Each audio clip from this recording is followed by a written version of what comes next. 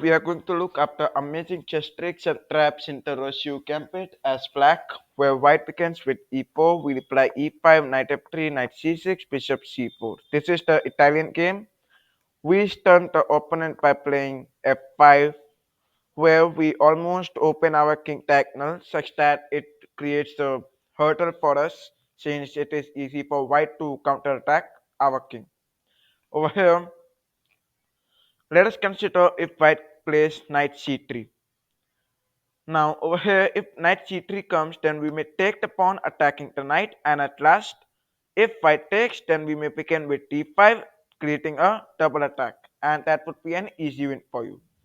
Going back, in this position we discussed for knight c3, if white takes the pawn, then we may consider e4, attacking the knight.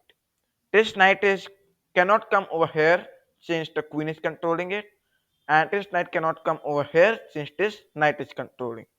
So we may consider that the best move is to take the knight back, but queen comes to e2. Many of you may say this. Why? Because we may not take since that's a check. So we may play queen e7, removing this tactic, where in the next move we may take the knight. So knight goes back. Now we develop the knight to f6. The main importance of this move is that queen cannot come over here.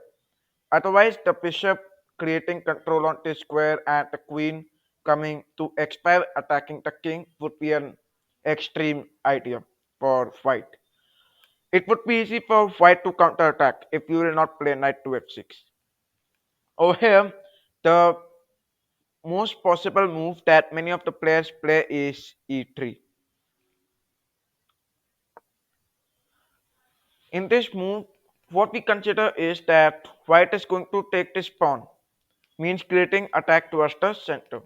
You may play knight to d4, and that's going to create the biggest hurdle for white. Why? Because if queen comes to e3, then you may take the pawn and may win the queen in the next move.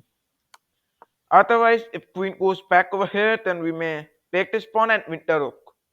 So we may consider that the best move is queen d2 or queen d2, queen d1 or queen d2, any of them.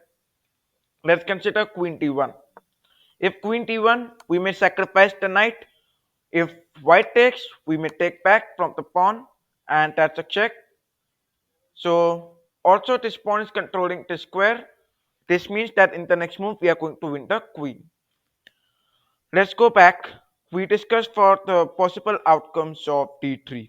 Let's go back and consider knight c3 as the response. Once again creating pressure on the pawn.